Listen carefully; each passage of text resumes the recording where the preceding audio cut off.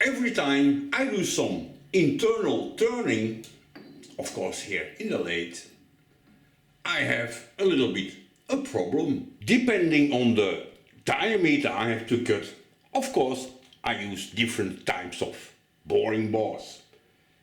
Now this is just a little piece of pipe, but I'm sure you get the point. And most of the boring bars I use, they make a chip that curl off in that direction, which means they are pushed inside my workpiece.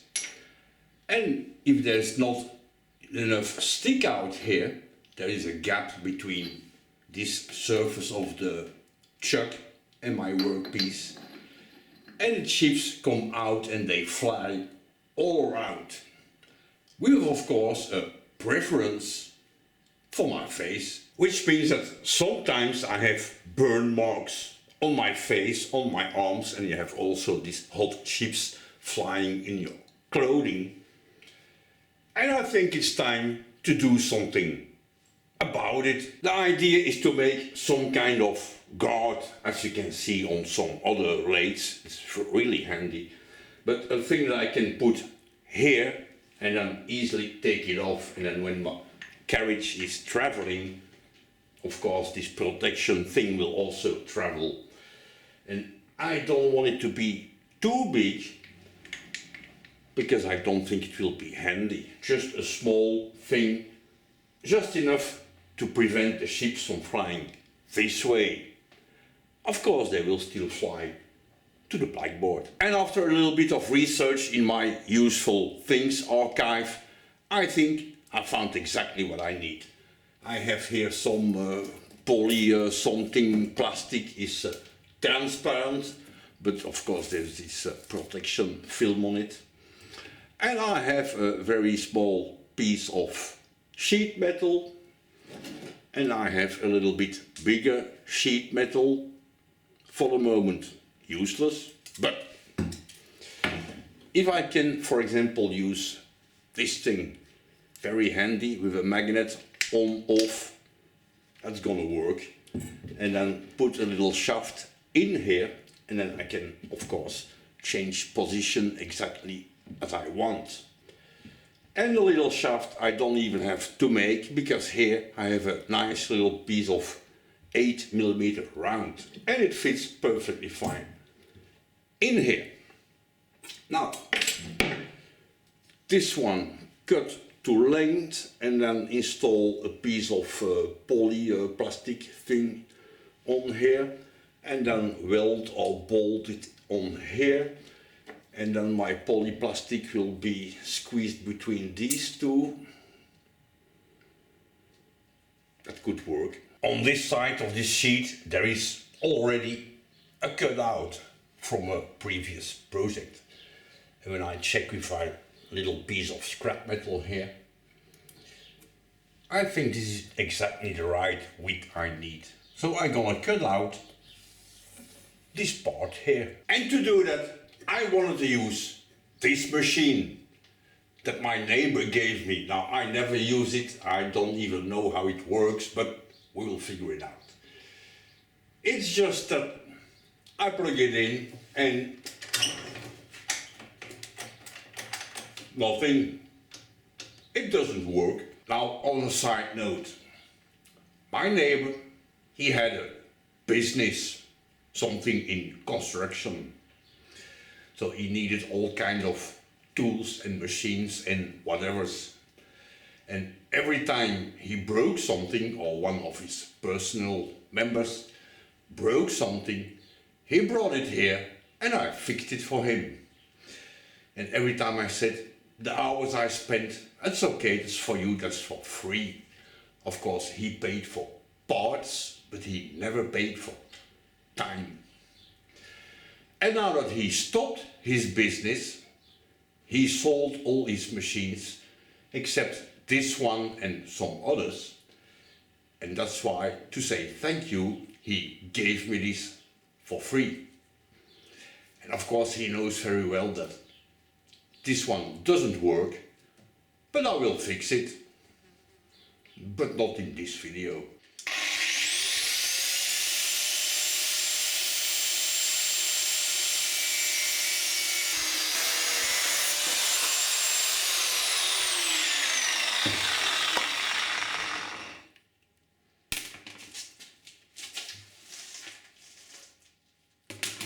with the angle grinder. It also works. Now, of course, it's not very straight and it makes all these weird things here, all these burrs. But I will figure something out later to clean it up a bit. We'll see how that goes. I don't know yet. But let's first start using this thing here. And I want to cut it to the same length as my little sheet. And of course make it straight, because for the moment there is a terrible bow in it. And it is not parallel. And it looks like shit. So let's clean it up.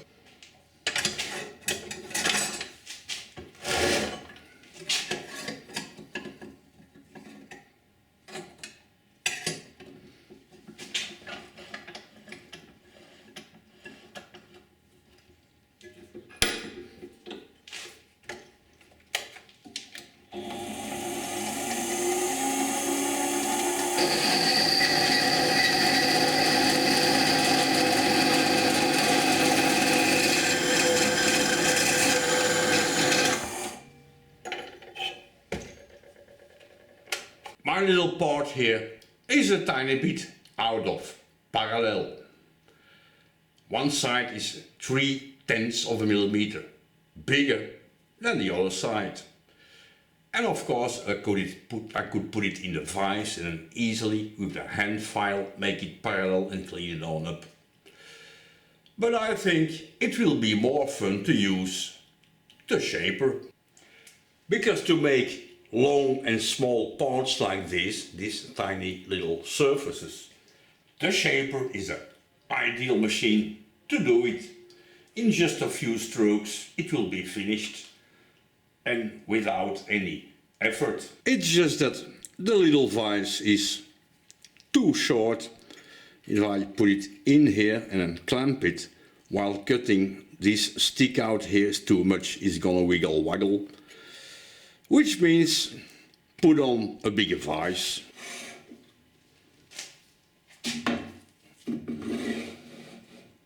When I check the length of the jaws and my part here, this vise will work just fine. It's just that now, of course, there is another little problem. My part has a thickness of 3 millimeters.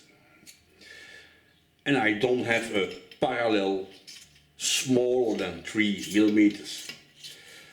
But I have maybe a solution. All I had to do is to install my part, just nipped a little bit in the vise. That's all. And then because this side is 3/10 bigger than this side, all I had to do is to tap, tap, tap, so that this side is 3/10 higher than this side. And I think I've got it. So let's cut.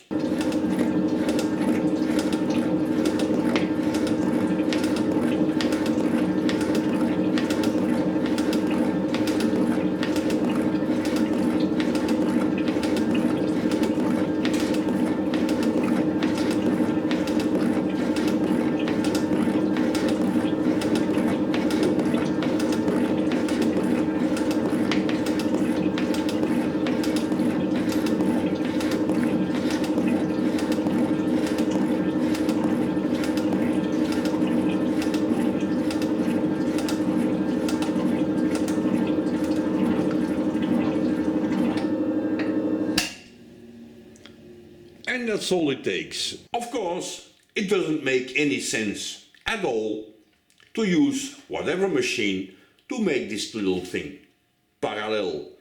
The time it takes to set up the shaper, to change vise and all this, I can easily make maybe 5 or 10 of these filing by hand. But that's not the point. My hobby is playing with my machines and not playing with my files. So that's what I do. I play with my machines. Right, now that this little thing is more or less 2 dimensions, let's start working on the little shaft. that of course comes in here. And I think what I'm gonna do is cut a little flat spot here, cut out a L shape, and then bolt this little piece on here. Now, of course, with my hands in the way, it's a bit hard to see with this idea. And then after, I can use my cute little metric 3 bolts, and then maybe I can drill and tap some holes in here and then bolt it on. We'll see. First I will cut a flat on this thing, and this one will fit in here. And I think to do this I will use the milling machine. It's just that to hold this little part here, normally I like to use a V-block and then put it of course in the vise. But here, as you can see, if I put a parallel here, the V-block is too deep or my part is too small. An easy solution if you have this problem is of course, instead of put your part directly in the V, you take some kind of something parallel. Now this is a parallel. Now don't do this with your best parallels, okay, it's just some old one. And then you put it in the V-block. And now it is less deep. And then put your part in and clamp it as is in the vise. This could also work. But as you can see, for the moment, on my milling machine there is no vise. And instead of installing my daily use vise, I think I'm gonna install this piece of crap. It's a little drill press vise, very low quality. But in here there is this V shape. And if I take my little part here, slide it in,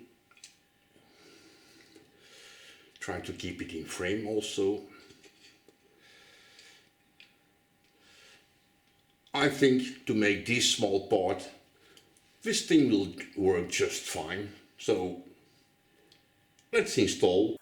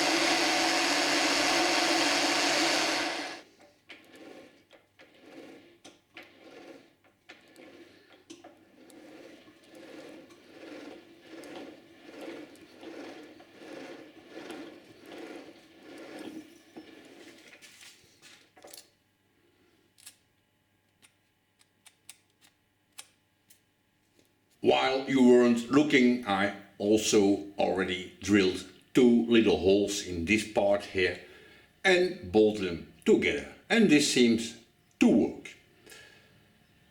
Of course, the 2 holes didn't correspond perfectly with the other 2, but with a little file, and now it worked. And then I started cut out this little piece of scrap sheet metal here without video, because it's just cutting out. It's very easy, impossible to fail.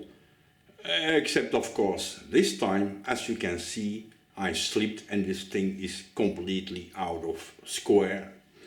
So this piece of scrap is now officially really scrap.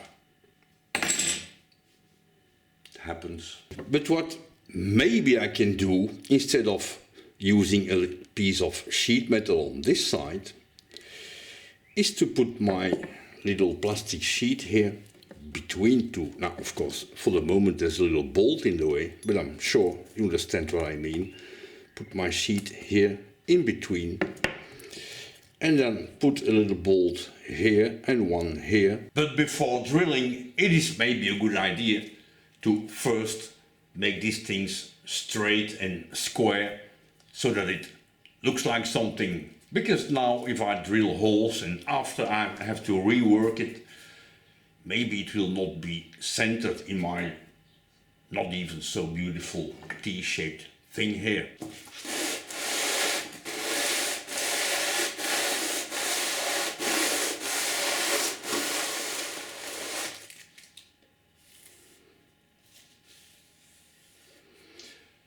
A few weeks ago I used this method to clean up brake shoes. But to clean up this thing, it seems to work very well as well.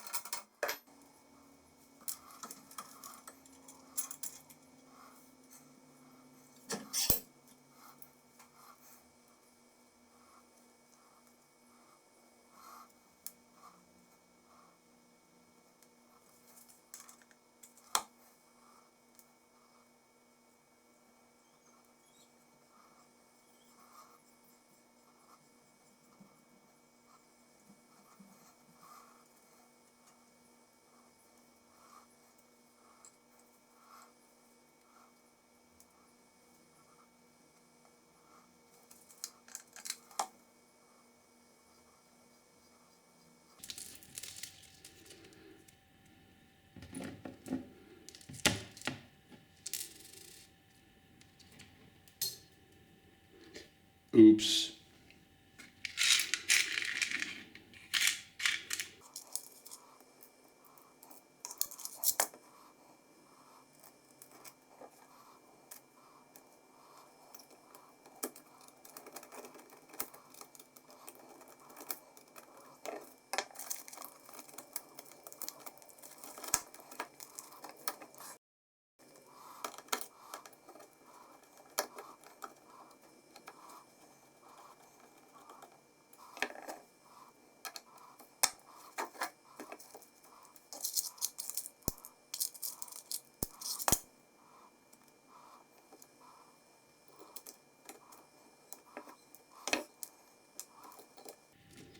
Uh-huh.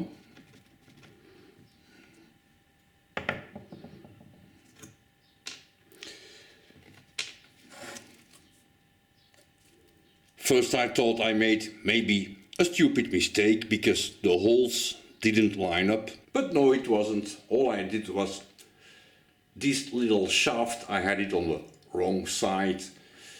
The plan is, of course, as it is now, that the plastic is squeezed between the flat part on the shaft and this piece of steel here. So as you can see now, it's assembled. And I think it's time to take off this protection.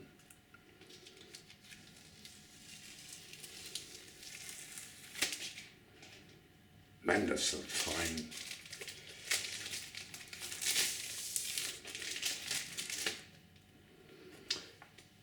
And I think now we can see through.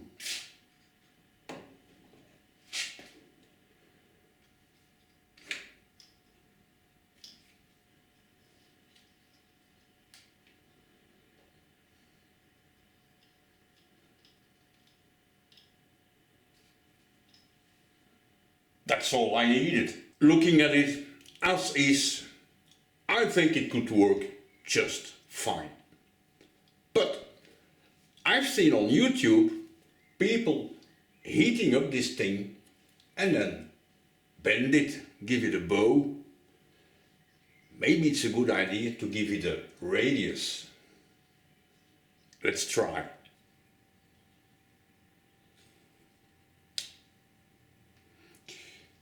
Give it a radius of more or less 200 millimeters. That would be nice. The only thing I could find around here with a radius of 200 is what's left of my old compressor. So let's use this one as a template.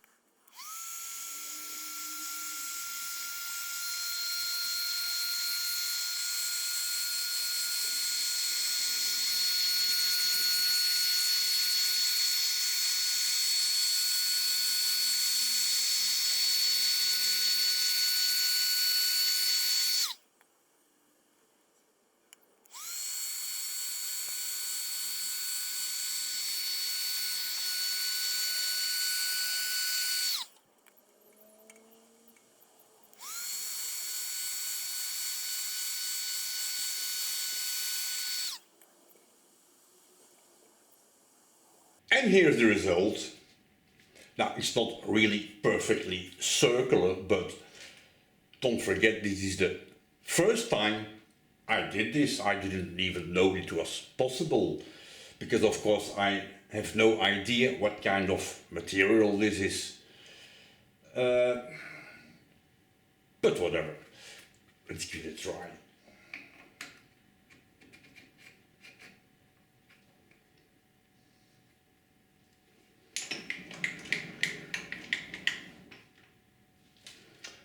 I think it could work, but just to be sure, let's see what it does in a real life situation.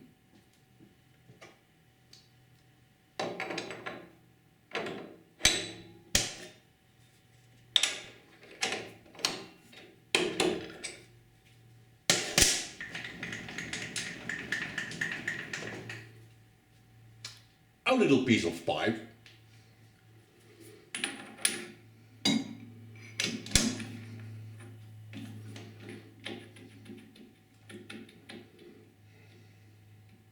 All set up and ready to test. I left here a little gap between the future part and the face of the chuck so that chips can fly out. Let's see what happens.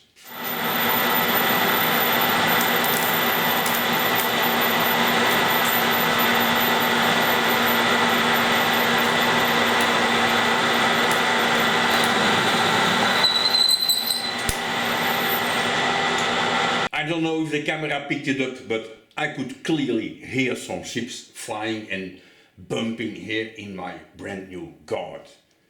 So I think it works.